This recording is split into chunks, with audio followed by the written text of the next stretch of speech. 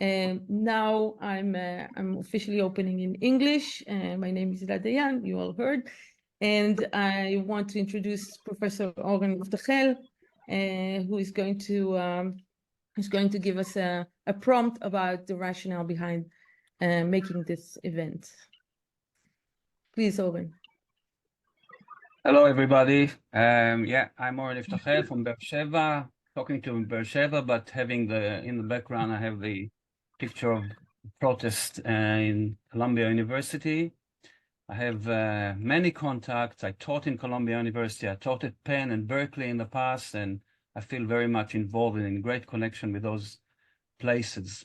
I want to start just by framing the main issues that people will then relate to. First of all, by flagging an amazing book over a decade ago by Colin Johnson that was called Global Palestine. And it was a very provocative book at the time that made the argument that the smaller the Palestine territory and the less power Palestinians have on the land, the more the solidarity for Palestine becomes global as a social movement. And little he knew how much this would develop. And in 2024, it's amazing. The most impressive global social movement now is to free Palestine. It's the Palestine Solidarity Movement. The New York Times just 2 days ago had a very big article that its title was From Free Speech to Free Palestine, documenting the sequence of events of major civil action movements in the US and beyond. And this just shows how it has become a global protest, and the main cause, I suppose, it was at the time civil rights, and then it was movement, was the students in Europe, and then later on became the apartheid in South Africa, and the climate, and Occupy Wall Street, and etc. And now there is an incredible movement beyond campuses. Some 30,000 events since October 23 were recorded around the world, from Japan to Malaysia to Australia to India, of course, in the Arab world, Amman and Cairo and Beirut. But now the center has become the US, and especially the campuses. And this is what we debate because that's become very controversial. There is a database that you might be interested in, University of Connecticut. Professor Jeremy Pressman documented something like 10,000 events in the US campuses. And you should really see it. And it actually documents the rise and fall and what the nature of it. And it's really replaced Me Too and replaces Black Lives Matters. This is the issue now. And it's, of course, for us in Israel, Palestine. It's about us. It's also about us, I would say. But beyond this impressive movement, there developed some different narratives about how to interpret it. This is why we're here, to hear your views about it. On the one hand, most descriptions around the world are, noting the movement for justice, anti-colonial, decolonial, human rights, carried by students and staff, quite often with great risk and dedication and sacrifices. Many of them suspended, some of them lose their degrees, police action, mass arrests, etc. But another narrative developed, especially among Jews and Israelis, that this is an aggressive and radical movement with great incidents of anti-Semitism, hatred to Israel, Iranian and Muslim money to brainwash the students, and a very, very negative view. So what is actually happening is we want to hear your eyewitness view from within. I say that the University of Connecticut database that I studied, and also I did a small analysis too, that shows that the vast majority of the movement and the messages are to do with form of solidarity, stop the war, stop the bloodshed, stop the genocide, as they call, stop the occupation and apartheid. But I documented, and also University of Connecticut, that about 15 to 70% of the messages and the events are more aggressive, like global intifada, from the river to the sea, by all means necessary. It's a minority that, of course, gets a lot of attention in the media, but nonetheless, it exists there. And many Jewish students and other Israelis report real, frustration and fear and harassment and abuse that needs to be tabled and ignored. I think it's problematic for the movement, which is for me a very positive and hopeful movement, but those edges actually tarnish it and make it more polarizing, perhaps if necessary.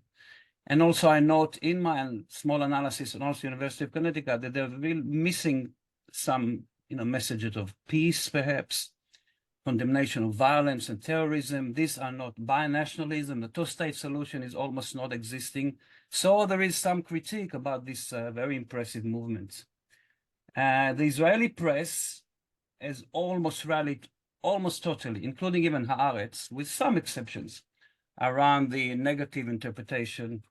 I show you here just this, I hope you can see it, this front page of Israel Hayom, אנטישמיות מסביב לגלובס, which is very, very common to how it's interpreted in Israel. Many people make comparisons to Germany in the 1930s. Even Vera, which is the ועד ראשי האוניברסיטאות, the committee of the heads, the president of the university, wrote a very, very, very concerned statement about the radical anti-Semite and aggressive and violent campaign in the US campuses. I think overrated. But what's interesting is that the Israeli press, almost without exception, doesn't mention the connection of these protests to Gaza, to the destruction, to the ethnic cleansing, to the claimed genocide, to what's happening in the West Bank. It's if the protest just came out of its own. And that's something that is also very concerned about Israeli media, etc. So we'd like to connect the two. And just to finalize, Hila, I see four main issues that we want to discuss. For example, how the speakers see from their own experience, how they assess the movement and its goals, whether it is the narrative of social justice to the Palestinians and global movement for social justice, or maybe the more toxic sides of the movement against Jews and Israelis. And also, how can we achieve more reliable and credible coverage in Israeli media that maybe these people that are there can actually assist? And final question is a bit more political. In Israel at the moment, there is a great emerging, but over the last almost 2 years, there's a great movement against the government. And also the US campuses and the global movement is against the Israeli government, but the two don't meet.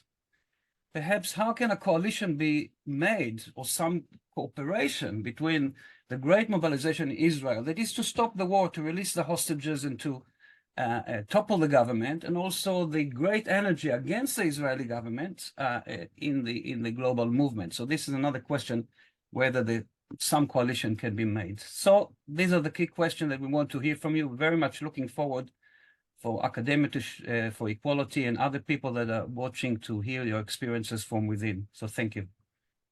Excellent, Oren. Thank you so much. I, of course, forgot to mention Academia for Equality, our host, and we presented, but here my friends on the chat who monitor the chat have put our link to join us. We are about, over 800 staff members and academics from Israel and from around the world, both Jewish Israelis and Palestinians. And we are working on several issues, but our main concerns now is what is happening in the Israeli academia, and particularly with the repression of Palestinian and critical voices. I'm now turning to our first speaker, Talia Levine from Brown University. And Talia, go ahead and please share with us your experience. So hi everyone, my name is Talia Levine. I'm from Seattle, Washington, and I'm a first year at Brown University studying political science and visual art. And I co-founded the group that started at Brown and then spread to a bunch of other college campuses called Brown U Jews for Ceasefire Now. And so I think I'm just going to walk you guys through what organizing as an anti-Zionist Jew has been like this year. So after October 7th, our Hillel, which is our Jewish community, became a very explicitly Zionist space and became a very explicitly solely pro-Israel space. There was no mention of Palestinians. And so when I was there, I felt like I was like, I don't feel like I really fit in here. Like, why is this Jewish group not talking about Palestinian liberation and talking about Palestinians? Like, why are we just talking about ourselves, like, solely? Like, why? That just, I wasn't comfortable with that. And so this new group was made to kind of just like have Jewish community on campus that wasn't explicitly Zionist, which then it became clear that as the school started to really crack down on pro-Palestinian protesters and just label them as anti-Semitic, there was kind of a need for Jewish students to at least start this wave of more radical protests at Brown, and set the precedent for them not being called anti-Semitic, because what the school was doing was they would just shut everything down by saying, this is anti-Semitic, this isn't okay, even if it genuinely was not anti-Semitic. And so on November 8th, we published an op-ed that was answering about 7 questions that we felt like we had received a lot as anti-Zionist Jews. And it went all over the internet. And I can send it to you guys, but it was quite controversial because it was a lot more radical than a lot of the things that were being written at the time.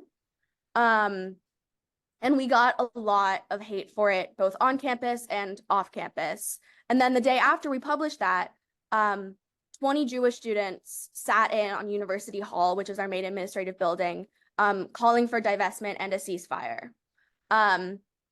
And so later that day, the school arrested all 20 students. The charges were later dropped because later in the semester, one of my Palestinian classmates here was in Vermont for break, and was shot because he was wearing a keffiyeh and speaking Arabic. And so that it didn't make any other statements.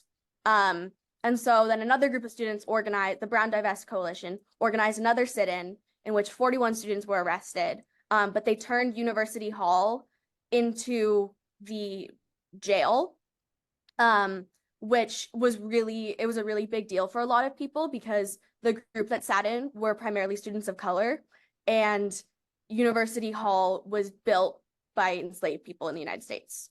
So there was a lot when we left after first semester. It was just very intense, and we were kind of all figuring out how we make progress and like what do we do. And so we got back and we were like, okay, we need to do something big, but we can't do something illegal. And so we decided that Brown has a really big history of protest and activism. And so we have a lot of people who know a lot about Brown's history. And so we became I think the first university to do a hunger strike for Palestine and for divestment. And so in February of this year, we did an 8-day, 19-person hunger strike and full occupation of the campus center, or like the student center, just with not even for divestment, just with the goal of having this report that we had not written, but this report that had originally been written by the university, and then we updated it and made it actually more accurate and a lot longer. We just wanted them to even like vote on it and to just agree to see it and just agree that like our demands were valid, but they didn't. They just said, nope, we're not going to listen to you guys. Like, they didn't even say in their press releases about us, they didn't even say the word hunger strike. They just said ongoing protest, ongoing demonstration. But we were also hearing from within other people in the university and other administrators that like what we were doing was working, and they were impressed, and we were not giving up. And that was like our third really big action. And we didn't think that we would have another big action this semester. But then the encampment at Columbia started, and then that started to spread to other schools. And we were like, oh, we kind of like, we have an opportunity to really do something here. Like, this could be kind of our end of year thing to really just like go it, because our summer break is like 4 months. And so this, like, that's a lot of time for a university to be profiting off of what I believe is genocide. And so we did the encampment. And I personally did not participate in the encampment, but I helped run social media for it. And so our encampment was one that actually did not get violent at all. And so we got a lot of really positive press coverage that was more positive for the university. And so we were a little bit like, no, actually, like the university was not this kind and benevolent, like, yay, protesters. They were doing a lot of stuff like very undercover to really like suppress any sort of protest. Like they threatened to suspend all of us for over a year. They threatened to expel us. They put most of us on probation, and they just wanted to like basically say, if you guys break any of our rules, we will kick you out. And the one thing that didn't happen at Brown was they didn't call the police, and they didn't arrest anyone this semester. But they wanted us gone. After 6 days, they were like, we need them gone. We need to get ready for commencement. They're taking up way too much space. And so we made a deal with the administration to get the full divestment resolution on the agenda for our October corporation meeting. And so our school is governed by the corporation. It's like this big body of people that vote. And so they agreed to vote on divestment, which is really, really, really big, because for a while we thought that they would only agree to general arms manufacturer divestment and not full divestment. And so even though we know that there is no way that they're actually going to pass any sort of divestment. אז זה לא אנטישמיות, ועדיין יש שם... excuse me. בישראל. No, excuse me. Who is that? Okay. We will not tolerate these sort of interruptions, please. We want to go on with our... Talia, can you just round up 1 more minute? Okay. Yeah. And so, so now as we are preparing to head into summer, we're kind of just trying to figure out how we want to best approach this. And so, it's been a lot of work, but this is the most of a Jewish community that I have kind of ever really felt. And like my mom co-founded our synagogue when I was little, and I like used to be on the board of directors of a Holocaust museum. And this is the most loved I have felt as a Jewish person for being a Jewish person, and not just by other Jewish students, but by other pro-Palestinian students in this movement.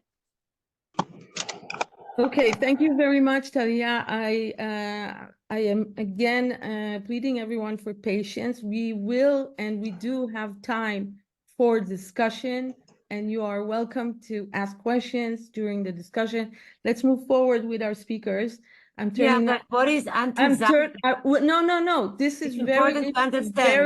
disruptive, and we are not going to tolerate this. There will be time for questions and comments at the end of our speakers' line of interventions. Please. Sahar Bostock is a student at Columbia. Sahar, I'm turning to you now, please. Thank you. Can you hear me well? Yes. Okay.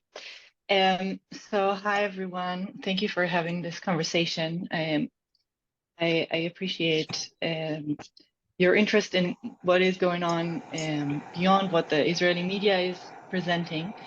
I am a PhD student here at Columbia. It's my 6th year. I'm working on the history of Palestine, and I'm working with a Palestinian advisor, Professor Rashid Khalidi. Maybe you've heard of him.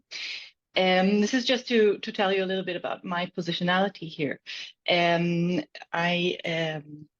also, I would say, a member of the Israeli community, if you can say anything like that. So I'm on all of the neighborhood group chats, and I want to say I think this is important because we might. I hope I get to say something also about the share of the Israeli community in the coverage that you're receiving and in the approach to this protest. So I'm speaking not as a representative of the encampment, because I was not an active, I did not take an active part in it, but I am in the circles of some of the organizers. I have many friends who joined the protest, and I believe I can give somewhat of a good perspective for what is going on. And this is has been a process since October 7th, and as you all know, and protests have started the week after that, and I find them very inspiring. There's a great organization of students. I would think most of them are undergrads, but also graduate students who take part in this protest against what they see as the gravest moral crisis of their generation. They see themselves as continuing the legacy of the anti-war movement, the 1968 Vietnam War, and the movement against the war, and the movement of anti-apartheid that in 1985 occupied Hamilton Hall, the same hall that was occupied last week by our students. So they see themselves as continuing these movements, and they see how the university today cherishes the protests that were on campus in those days, because now the consensus is anti-war, and now the consensus is anti-apartheid, and they assume, and I hope they're right, that they will be also part of the history of Colombia as the protesters that led to change. And there's a huge group of leadership that is Palestinian and anti-Zionist Jews. And if you want to talk about what is anti-Zionist, we can talk about that. These are part of the leadership of this movement, but there are also many other people who don't have an immediate relationship with Palestine. And I think the way that they have been mobilized is really impressive, that they care so much about what is going on there. And I think this is unprecedented. They see this, nevertheless, as a matter of internal policy, domestic policy in the United States, because of Biden's support to Israel, because of the funding that keeps on going even seven months after the beginning of this war, that is being approved by the Congress and sent to Israel. So this is not only a matter of what's going on in Israel-Palestine, but it is also an American policy issue. And the demands of the protesters, especially now after the encampment, but this protest has been going on for a long time, have been very practical. It's not only a call for attention. They want the university to divest from Israel-Palestine and from weapon technologies. And this is something the university was not willing to do and is still not willing to do. And this is the reason that the negotiations that happened in the last 2 weeks between the encampment representatives and the university failed, because the university does not want to even discuss or think about the option of divesting from technologies that support the war. So I think that in Brown, they reached some kind of an agreement about how they will continue forward and discuss that.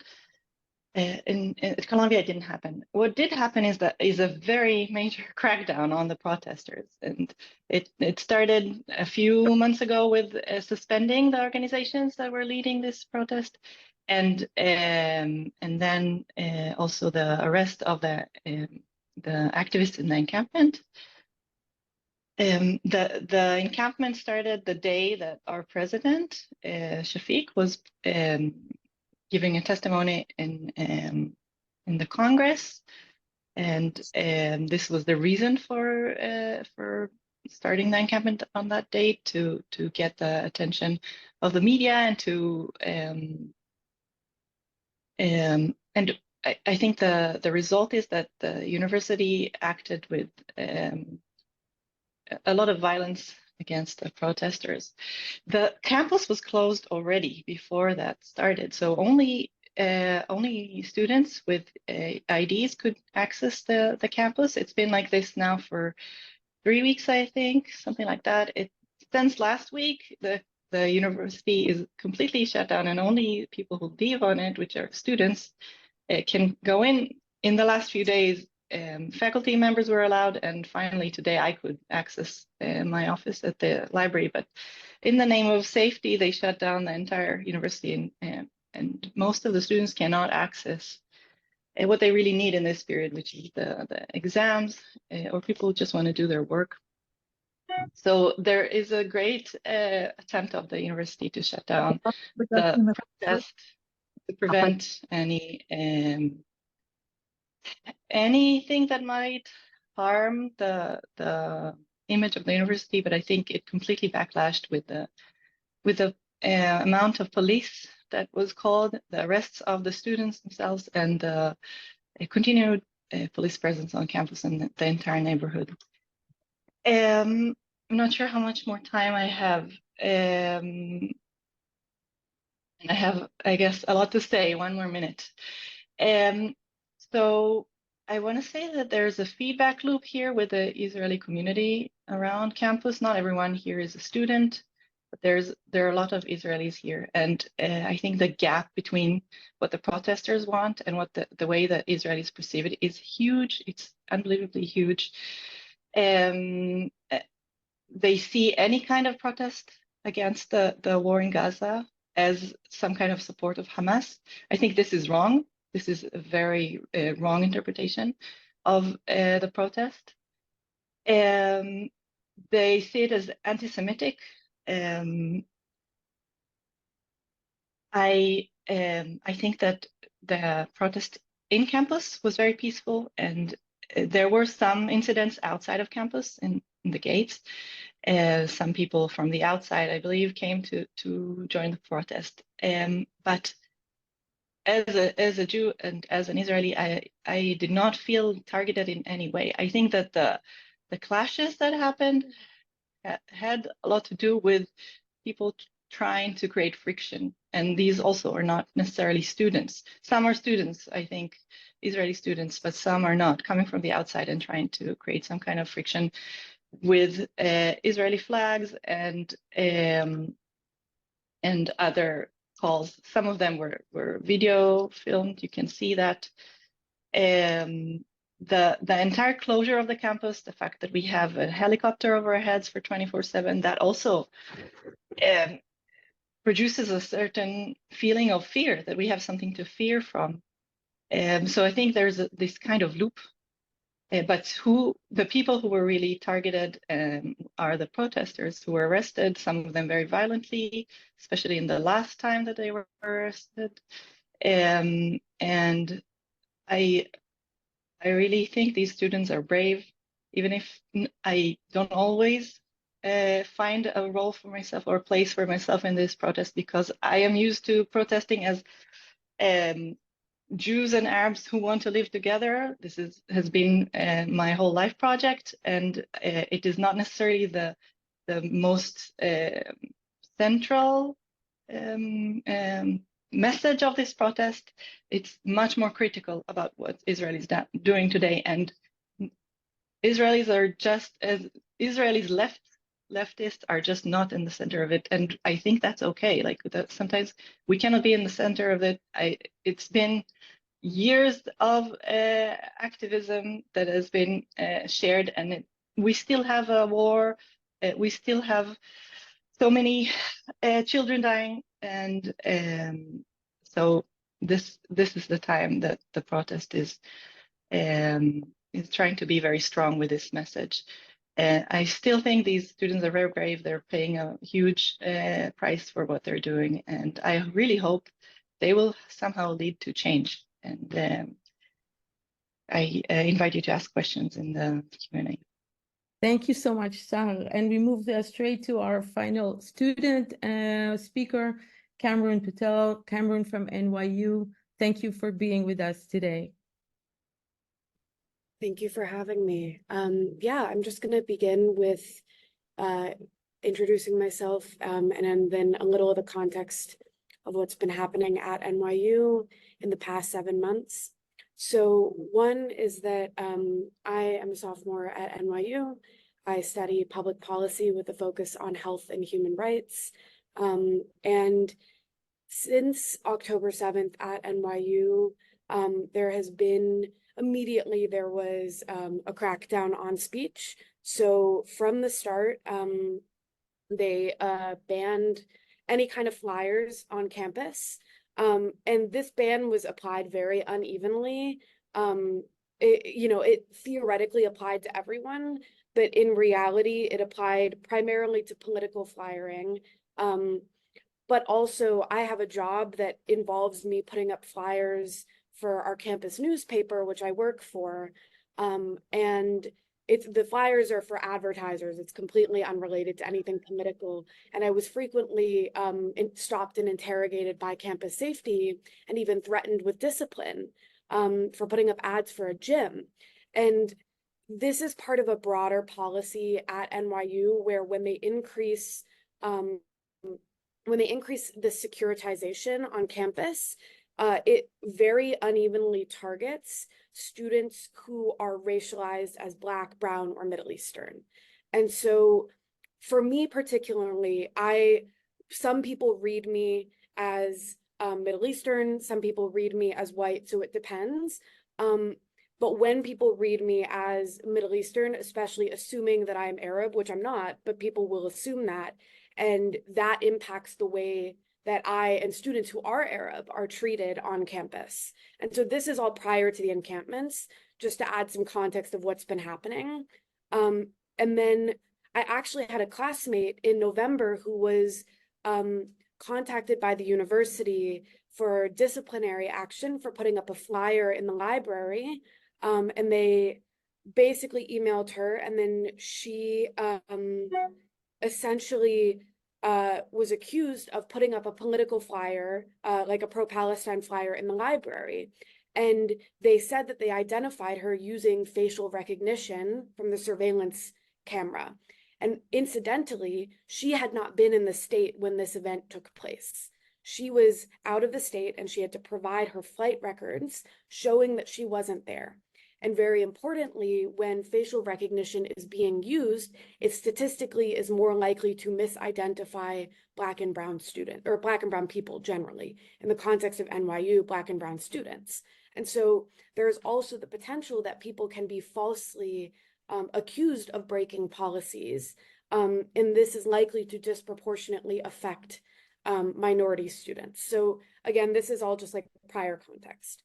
And then since the encampments, the encampment went up at Columbia, and then in the week following, NYU started an encampment first in what's called Gold Plaza, which is an open area in front of a couple of the buildings. And the encampment wasn't actually blocking getting in and out, but then because it ended up becoming blocked because campus security decided to close the entire area down. And so then this was happening throughout all day. It was Monday, about 2 weeks ago. And I helped with some of the programming for this event specifically because it was also the first day of Passover. And so we wanted to also, there were several Jewish students who were involved in the organizing.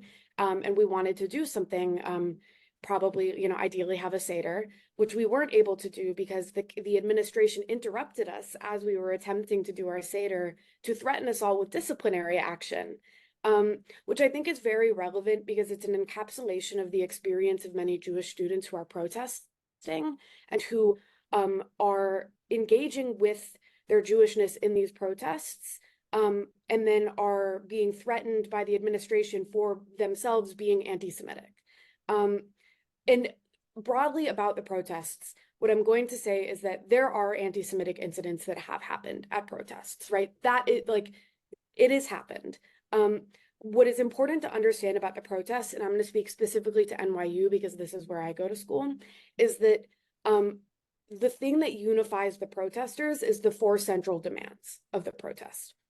The 4 central demands is 1, to divest This is disclose and divest technically. So this is to divest from weapons manufacturers, and then also in line with BDS boycott guidelines, which gets to the second point, which is also in line with the PACB boycott. Specifically at NYU, we have a satellite location in Tel Aviv. And so the demands of NYU students is in line with the PACB boycott to shut down that location. And then the third demand is to get NYPD off campus.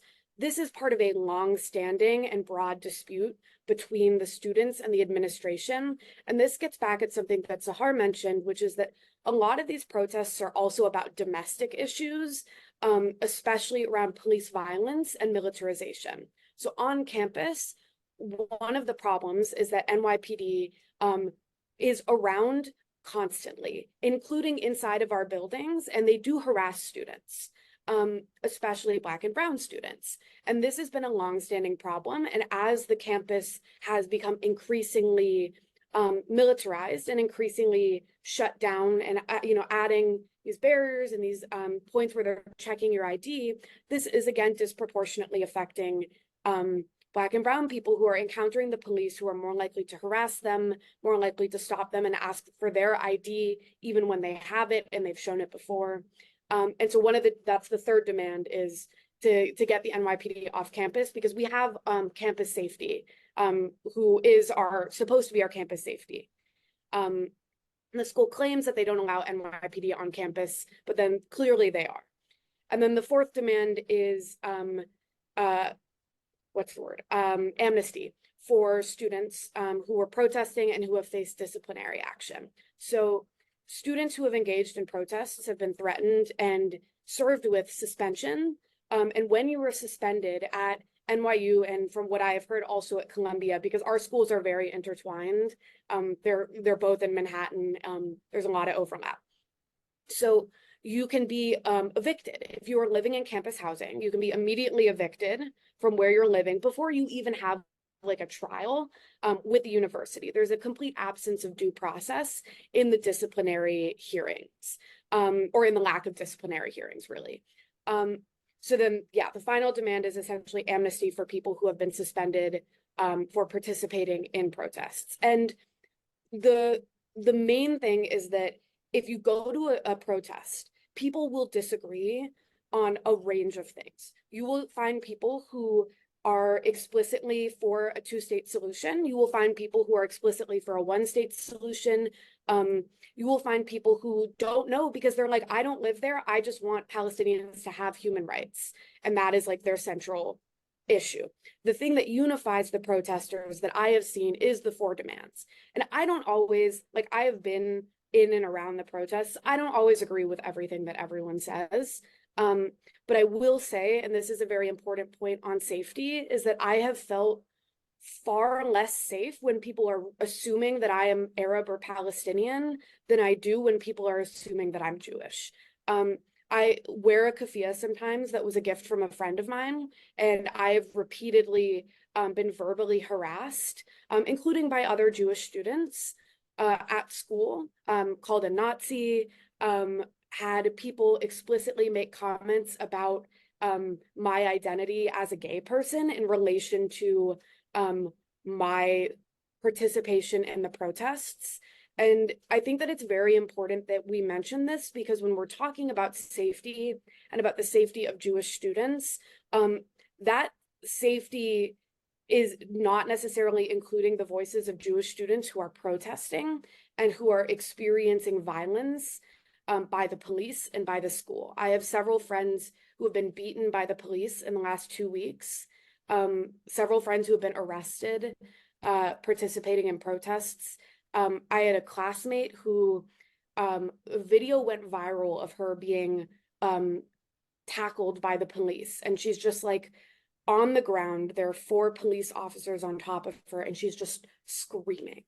And it is hard to feel safe in that environment. And I am absolutely sympathetic to students who are feeling unsafe with the protests right now. I understand it is a heightened environment, and people are across campus, people are elevated in terms of like tension and in terms of what they are willing to say. But I think a really important point is that there are students who are materially unsafe right now because they are being attacked by the police. And again, in the American context, that is very relevant because police violence, especially in New York City, is a big issue. And so for me and for many of my Jewish friends, talking about Jewish safety is also talking about Jewish students being able to protest without being arrested and attacked or being tear gassed. And so I think that's just a very important point. Excellent. Thank you so much, Cameron. I'm back in the city after 20 years being a student, and I'm just horrified at the level of securitization of university space everywhere. So I corroborate entirely, you know, how difficult it is. It has become, how militarized. It's shocking. We're going to now start the part in which we invite faculty, and our first speaker is Yinon. Faculty, please, I will keep a much shorter time for you. So let's be succinct and to the point. Yinon Cohen from Columbia University is our first faculty speaker. Hello. So I have 2 points that I'd like to discuss in the 5 to 8 minutes you said I'll be able to talk.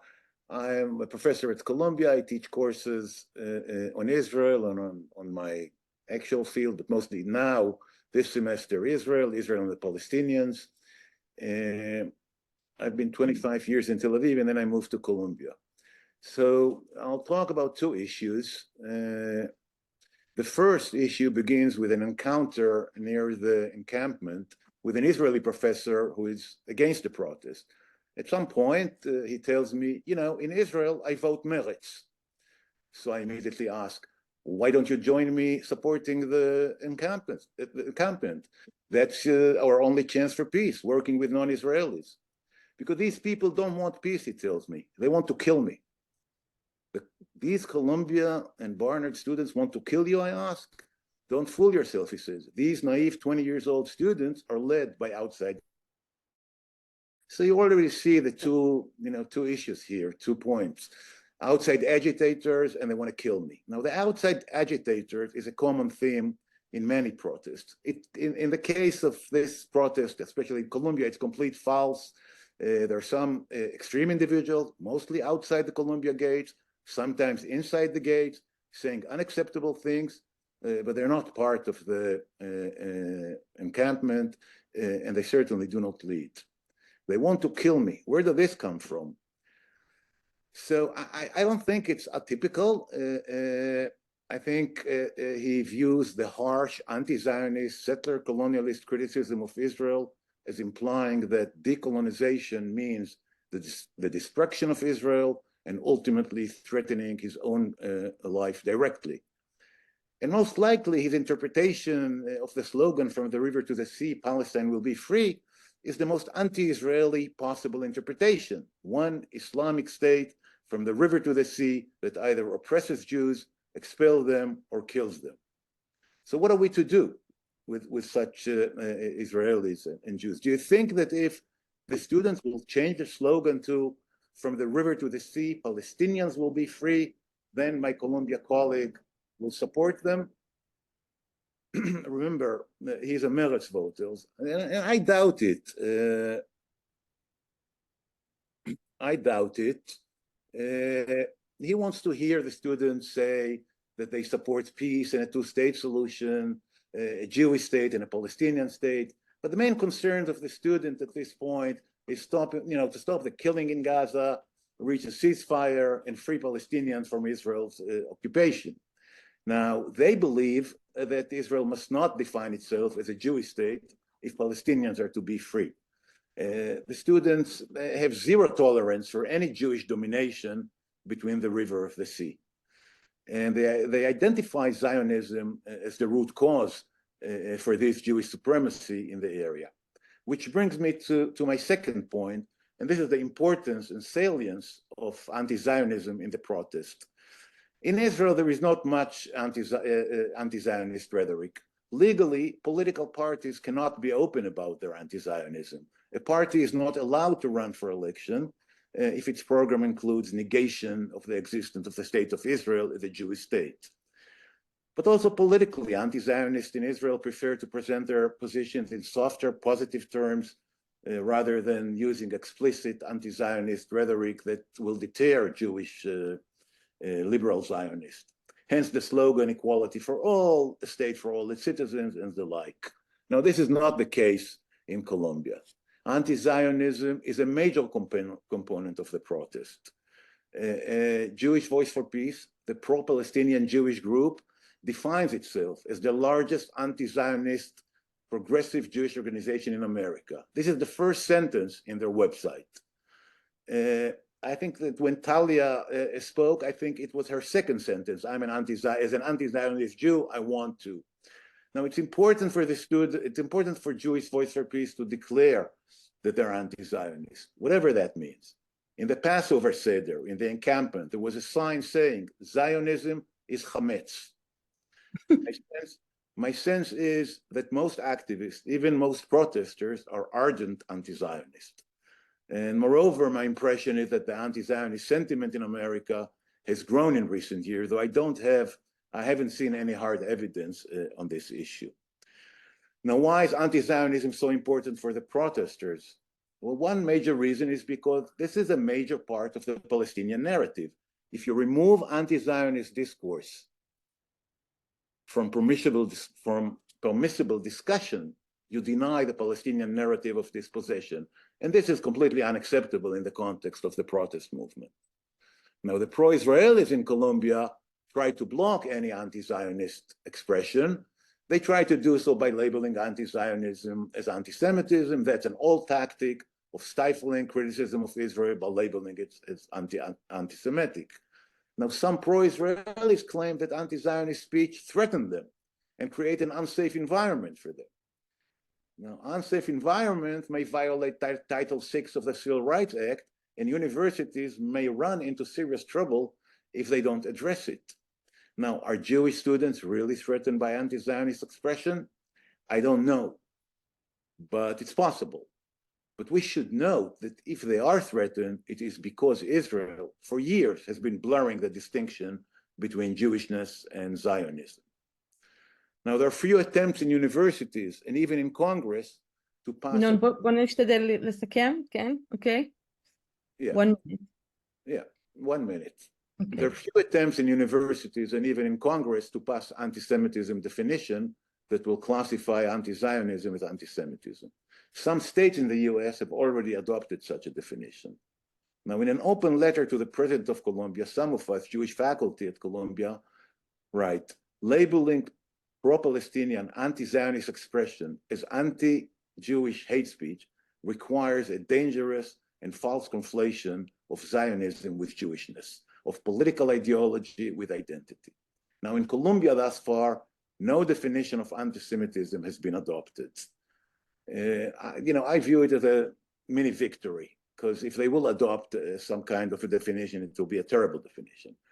But when asked about it in Congress, the leaders of the university insinuated that have adopted a definition that includes criticism of Israel as an anti-Semitic speech. Now, back to our merits voter who is afraid of the students who will kill him, perhaps this explicit anti-Zionist discourse is, one of the major threats to him. Thank you. תודה רבה ינון, ואנחנו עוברים מיד לסמדר בן נתן. We're going to hear סמדר בן נתן from the University of Washington. Hello, everyone. Thank you for being here with us today. As Hila just said, I'm teaching as an adjunct professor at the University of Washington in Seattle. This is a big public university with 50,000 students in my campus, which is the main one of 3. I'm both Israeli and Jewish, and I moved to the United States with my family in 2016, almost 8 years ago. And I also have 2 children who are graduate students, one of them in a university, public university in California, and the other one in a university in Germany. So the 3 of us, I think, give kind of a picture of several campuses. And despite some worrying questions from friends and family in Israel, how we were doing amidst this wave of anti-Semitism, I can say to all of you and to all of those who worry about us, we are doing just fine. And I think we're doing much better and we are much safer than Jews are in Israel these days. So what I want to talk about is what I'm seeing on my campus. Of course, these protests involve a multitude of experiences, and I will share my own experiences and my reflections about the discourse of what is going on following that in the last 7 months. I will especially focus on the arguments of anti-Semitism and the weaponization of anti-Semitism arguments to silence speech that is supportive of Palestine, something that has been happening long before October 7th, but has become much, much worse. And those who are making claims of anti-Semitism, I agree with Cameron. It's not that there is no anti-Semitism, there is, and there are anti-Semitic expressions, but this has not been the major tone of the protest. And people making these arguments are at the same time, if you look at other things they are saying, at the same time, they are justifying Israel's war on Gaza and trying to divert the discourse away from criticizing what is happening in Gaza. What we see in the discourse is a battle around images of victims and perpetrators and trying to paint a binary picture of perfect victims or perfect perpetrators, while Jews in the United States look at themselves as eternal ahistoric victims, as a religious minority, which they actually are, and they have and are sometimes suffering anti-Semitism, but they are reflecting that image onto the state of Israel as representing their experience, and therefore they see protection of Israel as protection of their own rights as a religious minority, which we in Israel don't see the same way. Just to give you a picture of what's happening on our campus, an encampment has been established a week ago. We are on the West Coast, so we're a little far away from the center of where this process has been happening until now. But there has been activism on campus ever since the week of October 7th, including various protests, occupying the office of the president, demanding divestment, something that has been removed by the university police. So every university has a security or police force of their own, and usually they don't need to call in cops and police that always escalate the situation and make it more violent. In our encampment, there is also a group of faculty for justice in Palestine that have a stand there, and there has been a letter circulating in support of the protesters that over 237 faculty and staff have signed the letter. So have I experienced anti-Semitism, and in what way? And in what way have I seen anti-Semitism in the discourse around me? Right after October 7th, on October 11th, I got a message on a WhatsApp group of Israeli and Jewish community around the Seattle area, noting that on that Friday, there was going to be a protest of pro-Palestinians on campus, and saying we must go there and stop that from happening. And one of the reasons that they have been putting forth to justify the attempt to silence the protest in favor of Palestinian rights or expression is that Jewish faculty on campus are being threatened, and therefore they are working from home and not getting into campus. Now, as a Jewish faculty, I knew that was not true to me. The evening before, I met other 3 Jewish faculty that likewise have not been threatened, have not been working from home, and in no other way have been feeling unsafe. And of course, I said that in the group, and I implored them not to arrive on campus and create clashes. These arguments about what is happening on campuses are very prevalent.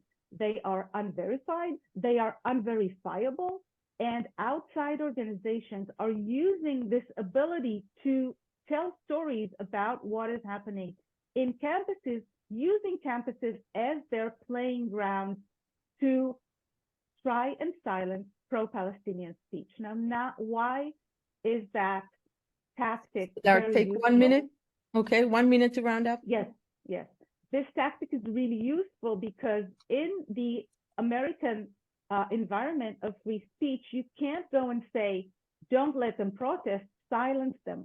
But you can frame your discourse in a way that we are caring and protecting our Jewish students and our Jewish faculty. And what we are doing is caring and protecting and not silencing anyone. The only two threats and accusations that I got over these periods were from within the Jewish and Israeli community. I got 2 emails to my university email, one of them with an explicit threat of violence. I know they were Jewish or Israeli because they were in Hebrew. They were threatening me as a peace activist, as a member of the board of B'Tselem, and saying they would get to me after they are done with Hamas. And in another email from a community member, I was accused of risking our students because I am teaching about Israel and using the term colonialism. That was referring to a faculty teach-in that I was not participating in and I was not going to participate in, but still the community organized to send me emails and ask me not to do that because I would be risking Jewish students on campus. I am concerned about Jewish students on campus. I teach Jewish students on campus. If something was happening to them, I want to know that. But so far, what we have seen going on a lot is weaponizing this idea of anti-Semitism and not the other way around. And the interpretation of the demonstrations are coming many times. And this is why this discourse resonates with people, because Jewish students self-identify as a religious minority that needs to be protected and that is connected to Israel. And the mere vision of Palestinian flags on campus and the words that come with them are experienced as an identity threat, but is rarely more than an identity threat to Jewish communities on campus. Great, Smadar, thank you. I'm turning to Lee Mordechai from Princeton University. Lee, please, let's keep it short because we want to also get to the third part of this event and hear our responders. So thank you, Lee. You go next. Thanks. I'll try to be short. So I'm a faculty member originally at Hebrew University, but I'm currently on sabbatical here in Princeton, New Jersey. And the broader context of the encampment is that there's been a series of protests here at Princeton since October, really, both on campus and off campus. And most of these were not very big, maybe a few dozen attendees or so.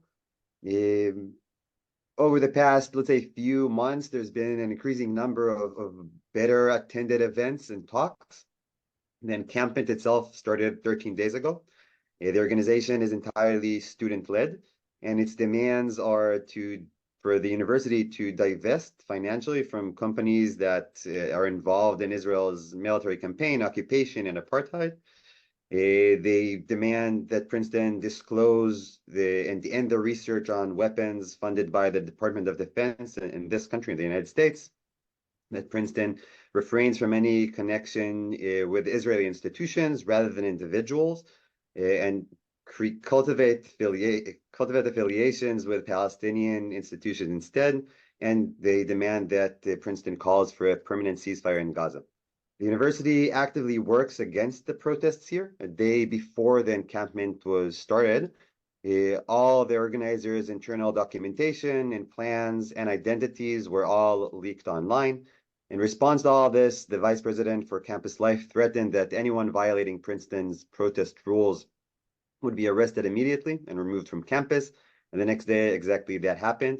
So 2 students were arrested and in 5 minutes, both evicted from their housing and expelled from the university. There was no process involved or anything like that. The administration later allowed them to return to their housing, but as far, they're still not part of the university. All of this is why Princeton, as far as I know, is the only encampment that still does not have tents. So students remain in the encampment 24/7, including in the rain. At night, they sometimes do shifts. At the same time that students in Columbia had their sit-in in Hamilton Hall, 13 students at Princeton had their own sit-in in the administration building, and again, almost immediately arrested, evicted, and expelled from the university. 5 days ago, another group of students began a hunger strike in support of the expelled students, and essentially demanding that the university meet them and drop the criminal and disciplinary charges against the 13 students that were previously arrested. Yesterday, so after 12 days, it was the first time the university administration actually spoke to the protesters, but the meeting got nowhere. There's a growing number of faculty on campus who are very dissatisfied with how the administration is dealing with this entire situation and the overall lack of dialogue. And they tend to voice their opinion through petitions, open letters, and publications in the university newspaper. As for the population of the encampment, it really changes drastically based on weather and time of day. So at late nights, overnight, there's probably like 10 people or so, or maybe less present. But over a nice weekend, they can probably reach like a few hundred people who would come there, including families and so on.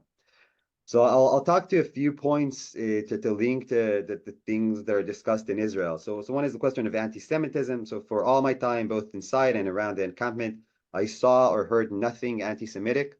There are many Jews who are among the student organizers. There's always kosher food there. Shabbat services are held within the encampment. One can speak Hebrew openly. I regularly identify as an Israeli when I speak to people there. Some Israeli parents bring their children there and speak to them in Hebrew. This does not feel like a dangerous place in any way. The organizers do their best to remove anything that can seem controversial and draw attention away from their main point, and I'll give two examples. One is the use of the term intifada. Early on in the protests, they sometimes use the word intifada in chants, but during the second day of the encampment, a Jewish student organizer wrote in the university's newspaper that they've decided to drop that chant because they feel that some people might get the wrong idea about what this intifada actually is. And they have not used it since, so that's one example. And another example is on the first day of the protest, the high school boy from the broader community brought a Hezbollah flag to the protest. And this was actually portrayed in Israeli media as Hezbollah flags in the plural at Princeton. In reality, the flag was there for only a few minutes. The organizers immediately approached the boy and requested that he remove the flag, which he did. There have been no similar incidents since then. As to knowledge, unlike how the student protesters are portrayed in Israeli media, the ones I've seen and spoken to are very knowledgeable about the conflict. Many of the students involved study the region. The very first feature of the encampment was a library of free books about the conflict, the region, and associated topics such as decolonization. The encampment has regular lectures, reading groups, and discussion groups led by external speakers, faculty, and graduate students. And topics can be very specific here. And one topic, for example, was how Israel treats its Ethiopian and Eritrean foreign workers. As for violence, there have been 0 cases of violence on the protesters' side. One counter-protester, so pro-Israeli student, was arrested after he assaulted the campus security officer. But there's not been any physical interaction that I've seen or heard between protesters and counter-protesters. And as for student discomfort, so this is often used as an argument against these protests, and I find it hard to accept in the Princeton case, which I know very well. I mean, in the context in which students believe that a genocide is taking place in Gaza, which is, again, plausible according to the International Court of Justice, and because students believe that their government, the United States government, is closely complicit in this genocide, again, with plenty of supporting evidence, what should we actually expect them to do? If the stakes are really so high, of course, their protest must be loud and maybe uncomfortable to some. So they're essentially doing exactly what they should be doing as students who are aware of what's going on in the world around them and taking responsibility for what their own country is doing. Thank you. תודה רבה. Thank you, Lee. I just want to mention very quickly that early in November, Academia for Equality issued suggested guidelines to university administrations. We called it Campus at War, Tolerate, Deliberate, Educate. That was our message for university campuses. Unfortunately, our guidelines were not really listened to, and we see the results. Now I'm turning to our three respondents, and they are in this order: Alon Harel, Yael Shternhal, and Raef Zreik. And please, the same request. Let's keep it very succinct. And I turn to you, Alon. I understand I have 6 minutes, you said, or 7? Yes. Okay, so I'll be very short. Of course, I'm not in the US now. I'm in Israel. I'm actually just reading articles about it and looking at videos and so on. And I'm participating in some of the protests in Israel. So I'm not going to say what the dominant voices are in the United States, but I'll say some general thing about how I see it. First of all, it is quite clear that in most cases, in protests of this magnitude, there are people with different voices and so on, and some voices are more extreme, some voices are less extreme. I want to remind all of you that when there were the Vietnam protests, which are now remembered in the United States, and I think all over the world as very positive, there were some demonstrators that were identifying with the dictatorship in Vietnam, in North Vietnam, and so on and so on. So we all know that every big protest has a lot of, includes a lot of voices. Some of these voices are more legitimate, some of these voices are less legitimate, and the question is, how will it be remembered is a question that has to do with some luck and who is a dominant and what will be remembered. Naturally, in every protest, and I assume this is true also in this case, the extreme voices get more than their fair share in the media because the media is interested in the extreme voices. And when I speak about the extreme voices, I think that it's both on the pro-Palestinian camp and on the pro-Israeli camp. In both cases, there is a tendency of the media to highlight the more extreme voices. I'm a little bit concerned with the focus on anti-Semitism, and I say a word about it. I think I think there are, of course, anti-Semitic voices. I think it is clear. I mean, some people here mentioned, but it's clearly not very dominant in the movement. But at the same time, I want to say that there may be anti-Israeli voices that are also illegitimate. So supporting Hamas or calling to burn Tel Aviv, or calling upon Israelis to move back to Poland as if all Israelis living came from Poland. I actually didn't. Are voices which, in my view, are illegitimate. The fact that they are illegitimate doesn't mean that we ought to prohibit them. I don't think that I'm not sure if it ought to be illegal. What I mean is that it's beyond the reasonableness. And therefore, the fact that those who criticize the protest on the grounds that it is anti-Semitic, I think are wrong. As a matter of fact, I think there are many more voices that are radically or can be interpreted as supporting violence. Some of them, I don't say that, by no means I say this is a dominant line. I only say that not everything that is illegitimate must be anti-Semitic. There are things that it is illegitimate to state or to assert without them being anti-Semitic. So I think that this is to some extent responding to Inon or Iron. So of course anti-Zionism is legitimate, but not every voice that is anti-Zionist is legitimate, precisely as not any voice that is Zionist is legitimate. The question of how, the question that I'm really concerned is how will this protest be remembered and what its effects will be.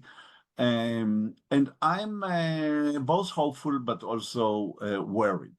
And the effect that I am interested in are I mean, of course, there are effects in the American society, in the US society, in the political environment, and so on and so on. And there are effects that have to do with the Israeli society. And I'm I'm worried that the growing protest may, and I speak now about the possible negative effects of this. There are possible good effects of it, but I'm going to focus on the possible negative effects. I'm worried about effects that are not the ones that people have mentioned. I'm worried about the greater alienation of Israelis from the scientific or cultural community abroad. I think that the protesters and the way, and to a large extent, it's the way the protest is being depicted in Israeli newspapers and Israeli media, is going to lead people not to go abroad. I've heard people, you know, kind of candidates for PhD that are rethinking their ideas. They will be less receptive to progressive and liberal voices from abroad. And I don't think, I mean, I'm not going to advise the protesters. Some of them are doing great work.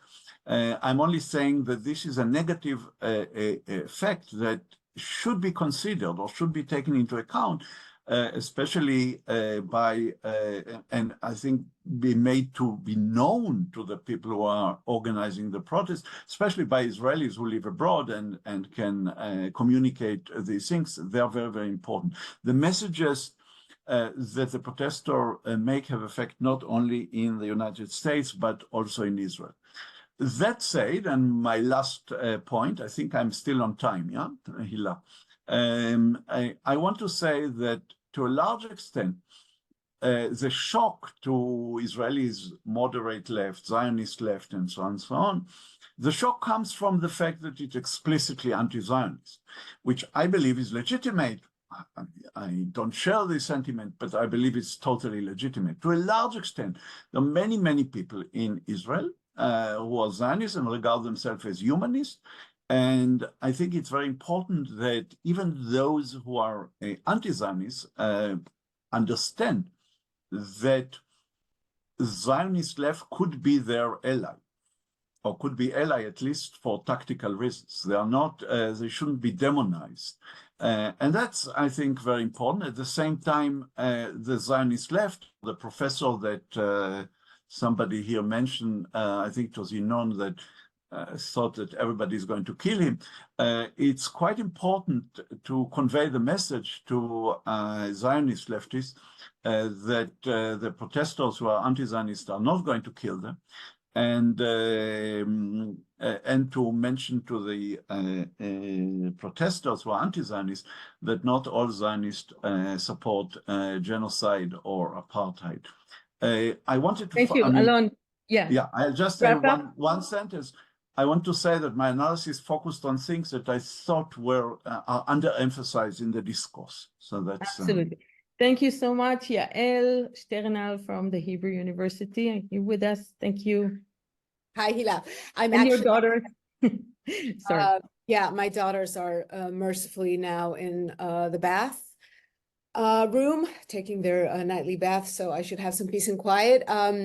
I'm at Tel Aviv University. I teach history and American studies. And I see my dean here on the Zoom, which I was not entirely expecting.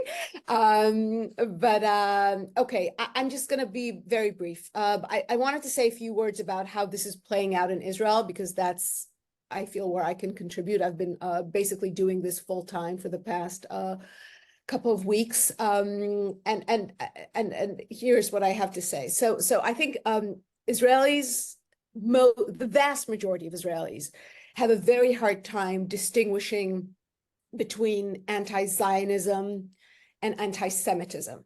And they perceive any expression of anti-Zionism as personally directed at them and as threatening and violent and just unacceptable.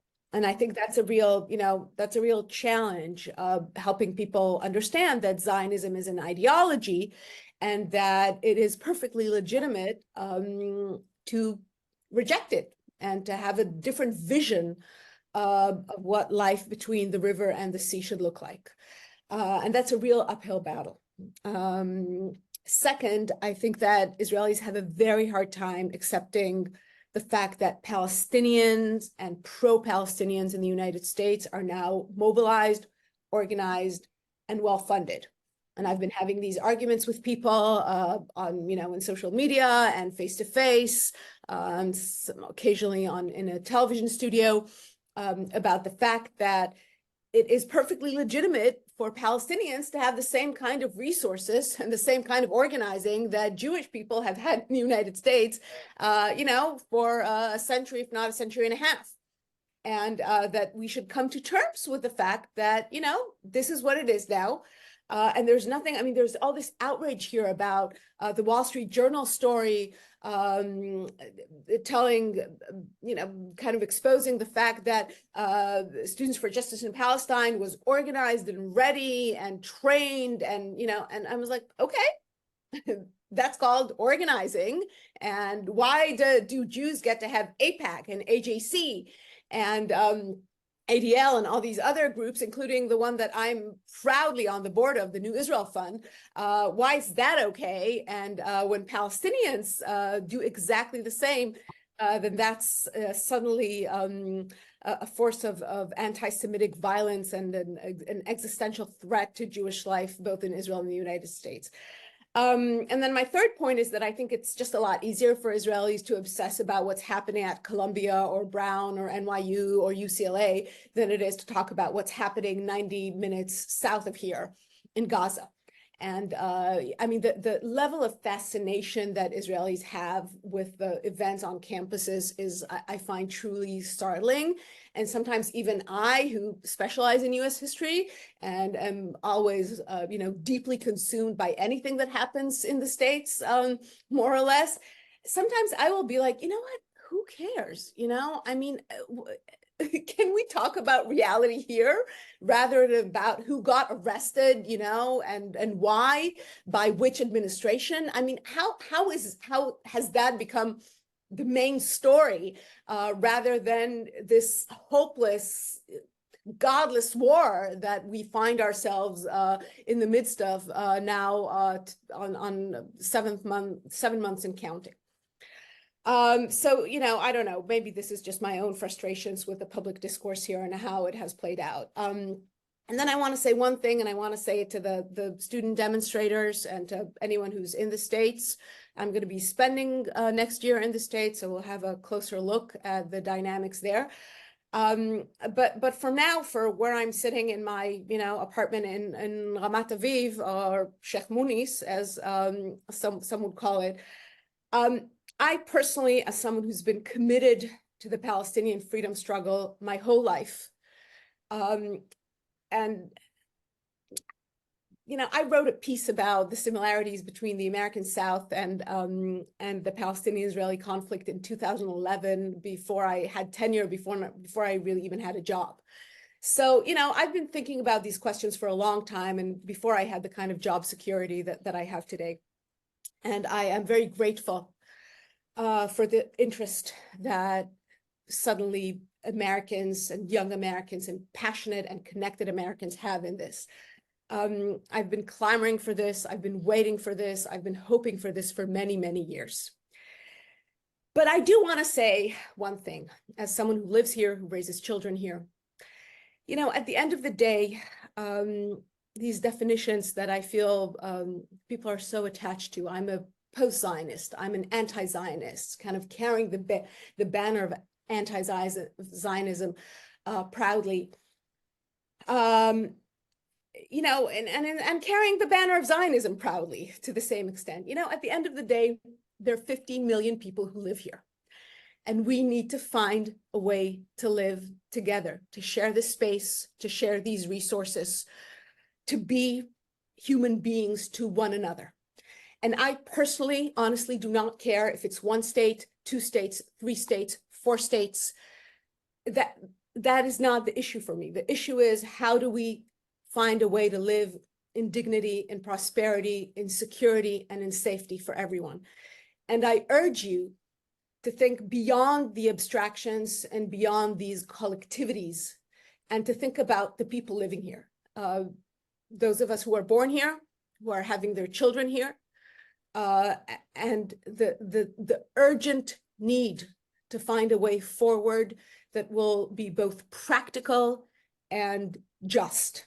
I want to see a solution in my lifetime, and I urge you to think about solutions and to think about ways forward for all of us that will not only sound right in principle, but that will actually work and that will actually allow us to all be here and live in this, beautiful, tormented, bloody part of the world as equals and as people who practice, the kind of love and respect that you expect of us and that we expect of ourselves. Thank you so much, Yael. And our last responder is Raef Zreik, Van Leer Institute. And sorry, I made a mistake. Yael is from Tel Aviv University. Raef, are you with us?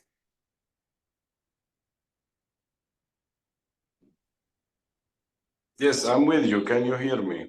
We can hear you well and sound. Okay, so let's make it short. Time's late and everybody got to run, including me. So I probably would pose a few points very shortly, some of them in the form of questions, some of them in the form of a short comment. So I'm glad that you're holding this event. It's extremely important conversation that is going on here. So one, probably something in theory, it becomes clear that the name of Palestine and the question of freedom are becoming very tight, in the sense that the history of the idea of freedom, it's not an abstract text that Kant and John Stuart Mill and John Locke wrote, but it gained its meaning through the struggles of women, workers, immigrants, Jews, and now Palestinians. So freedom gains its meaning from concrete struggles.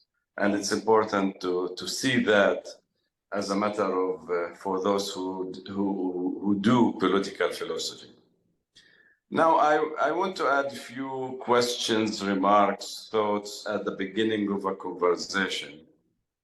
So one about the gap that we heard about the message of the protesters, which is basically a message for justice, and the way this message is being understood, interpreted, thought, felt as a message of destruction, as a message of threat to average Israeli, and not only average Israeli, merits voter who's well-educated and teaches at Columbia.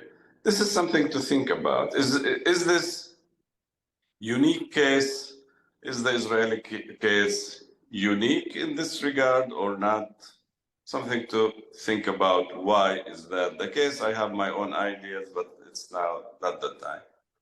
And in this regard, I do suggest something for us Palestinians and for the Jews.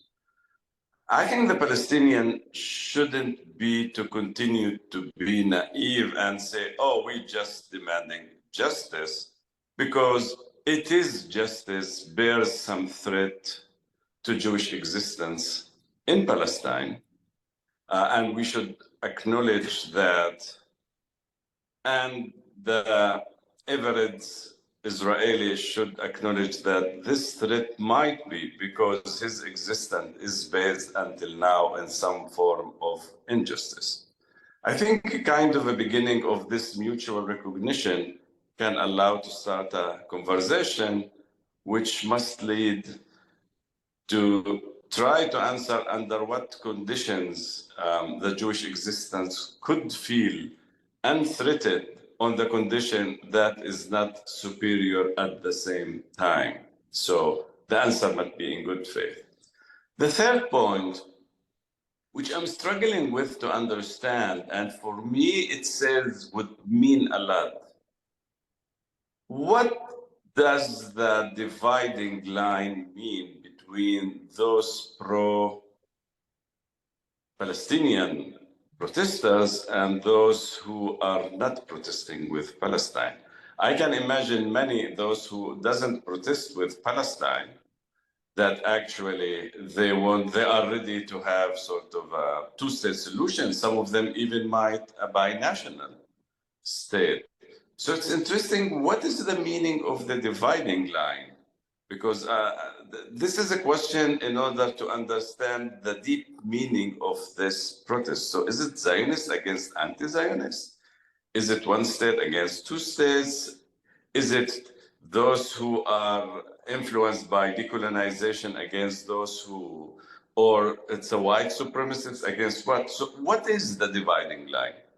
So this is something to contemplate. The fourth point, I'm about to finish. The fourth point is extremely sensitive here.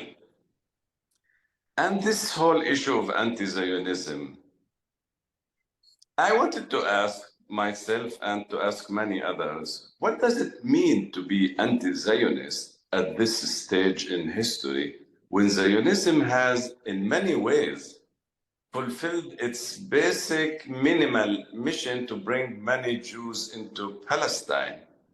So is it more a question of how to read history, to justify history? I believe most anti-Zionists do not think that we should bring the Jews back to Europe. Most of them actually think that Jews should continue to live in Palestine as equals. Many of them, like me, think that binationalism is actually the solution, whether it's in two states or in one state. So what does the language of anti-Zionism is playing? What role does it play? I'm asking this question because I'm obsessed with distinctions between the historical, the ethical, and the political. And I'm, as a political animal, though I see the relation between the three, sometimes one should foreground the political at the expense of the ethical momentarily and on the expense of the ideological. And here I want to say something extremely radical in terms of thought is radical. I'm wondering, what is the influence of the Jewish anti-Zionists in the overall discourse? For me, as a Palestinian, the anti-Zionist discourse bring to the fore the question of the Jews that wants to distinguish themselves from the Zionists. And in this sense, I can bracket the question of anti-Zionism. I know I'm saying something extremely controversial, and I would be more glad to speak about the massacres in Gaza, the continuation, the occupation and the disposition, the supremacy of, even without mentioning the word Zionism. So this is something to contemplate about what does it mean to be anti-Zionist. The last point, we're witnessing short, a solidarity. Okay? Let's round it up. Let's round it up, make it short. Okay? Yeah. Half minute. We're witnessing a solidarity movement with Palestine without a Palestinian leadership that it's clear what they want. And this is, I do believe that it's pretty much unprecedented in history. And this is probably, it puts many problems for the solidarity movement in the long run. I stop here. Thank you. Excellent. We are at New York time, New York.